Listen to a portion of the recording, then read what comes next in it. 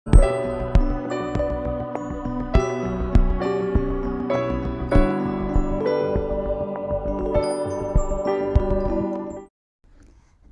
عليكم ورحمة الله وبركاته. ازيكم عاملين ايه؟ يا رب تكونوا بخير. انتوا معايا في قناة ايمان العلايلي، ولو اول مرة تشوفوا القناة اتمنى ما تنسوش اللايك والاشتراك وتفعيل الجرس ليصلكم كل جديد، وطبعا التعليق الحلو. لو في اي حاجة اكتبولي تحت وان شاء الله هرد عليكم وهتواصل معاكم. زي ما احنا شايفين كده عملت حلوى التفاح او تفاح بالكراميل او مصاصة التفاح، يعني ليها عدة اسماء، بس هي طبعا معروفة بالتفاح اللي بيكون مع بائع الفريسكا اللي بيعدي كده واحنا على البحر او قاعدين على الكورنيش. عايزة اقول لكم ان هي حلوة جدا وطريقتها كمان سهلة جدا. حبيت اوريكم شكلها وادوق معاكم. بجد طعمها حلو قوي قوي قوي. اتمنى تجربوه ويعجبكم ان شاء الله، هينفعك في اعياد ميلاد او اي مناسبة عندك هتعجبك. يلا نشوفوا بقى المكونات بتاعتنا والطريقة. ايا كان بقى عدد التفاح، يعني كتير او شوية طبعا زي ما تحبي. عندي هنا كمان الاسياخ الخشبي بتاعة الشيش طاووق، اسمهم كده بالنص كسرهم يعني يكون حجمهم صغير مش كبير.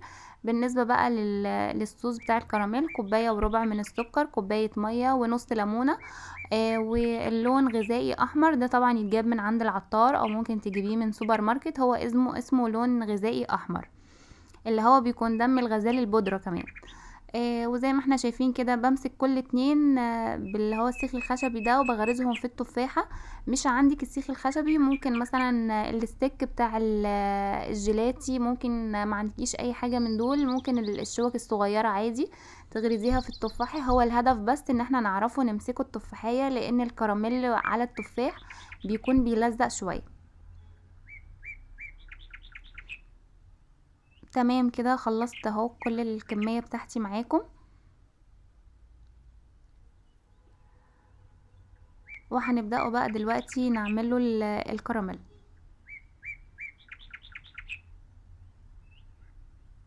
هحط بقى كل المكونات مع بعض على البارد كده قبل ما احطها على النار. الكوباية وربع السكر يستحسن ان هو يكون سكر ناعم ابيض بيدوب بسرعة. وكوباية المية، نص ليمونة، واللون الغذائي اللي احنا قلنا عليه. انا هبدأ احط بالتدريج كده، مش هحطه مرة واحدة لان هو بيكون لونه احمر مركز قوي، فهحط كده بالتدريج نقطة بنقطة لحد ما اوصل للون اللي انا عايزاه. مش عايزاه لونه احمر فاتح ولا لونه احمر كاتم، لان هو اصلا لما بيتحط على النار وبيتقل وبكده فلونه كمان بيغمق، فانا مش عايزاه لونه غامق قوي، بس برضو اوصل للدرجة اللي انا عايزاها. انا بحط معاكم اهو بالتدريج لحد ما اوصل للون اللي انا عايزاه.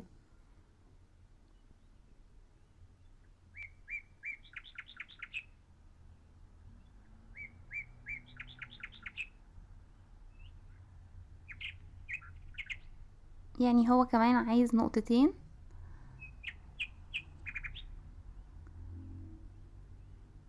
بس كده خلاص هاخدها واحطها على النار.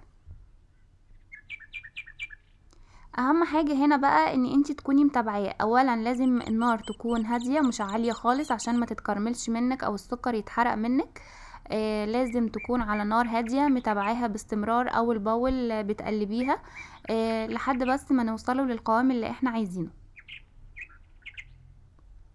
هي اهو بدأ يغلي معايا. بس طبعا لسه خفيف مش تقيل. هو المطلوب ان هو يكون تقيل علشان يمسك على التفاح.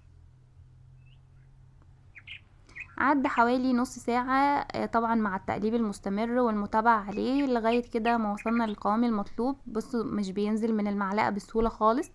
بقعد اقلب فيه باستمرار اهو، تقيل معايا وفي نفس الوقت ماسك على المعلقة. بس كده هطفي النار وهسيبه يهدى دقيقتين 3 مش كتير، وهندخله بقى ان انا اغطي التفاح بيه. اهم حاجة ان انتي ما تسيبهوش يبرد خالص، لان هو كل ما بيبرد كل ما بيتقل جامد. فعلشان بس ما تلاقوهوش تقل معاكي جامد ومش عارفة تتعاملي معاه. جبت هنا صينية وحطيت ورق زبدة.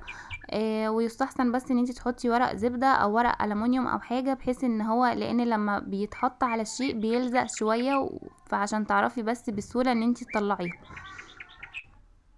انا هعمل معاكم كل الكمية. هو مع الوقت بيتقل، يعني في كل تفاحية عايزة اقول لكم ان هي ما بين كل واحدة وواحدة يمكن 5 ثواني ولا حاجة وبيتقل. يعني خدوا بالكم من الحتة دي، ان هو تستخدموه وهو دافي. هو بدأ يتقل معايا قوي. ممكن كمان لما تخلصوا الكمية بتاعة التفاح ويتبقى معاكم لسه صوص كراميل، ممكن تعيدوه مرة تانية، يعني بدل ما تبقى طبقة واحدة تبقى طبقتين.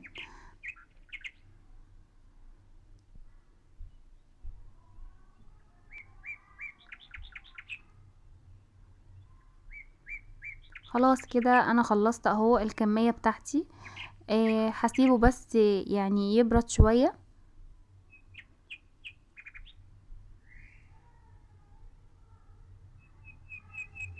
وبعد كده نشوفوه في صينية التقديم. اتمنى تكون الوصفة عجبتكم، ما فيهاش اي حاجة زي ما احنا شايفين، يعني هو يعتبر شربات بس احنا حاطينه لون. وبعد كده حطينا فيه التفاح وبقى بالشكل العظمة ده. عايزة اقول لكم ان هو طعمه حلو جدا جدا، يعني لو التفاح طعمه حلو فالكراميل ده بيديله طعم احلى واحلى. وزي ما قلت هتنفعك جدا في اعياد ميلاد او عزايم او اي حاجة. اولادك كمان هيحبوها جدا جدا. طعمها حلو قوي. ما بتاخدش وقت وهتعجبك انتي شخصيا. اتمنى تكون عجبتكم، سهلة وبسيطة ما بتاخدش وقت خالص. وبكده نكون وصلنا للنهاية. السلام عليكم ورحمة الله وبركاته.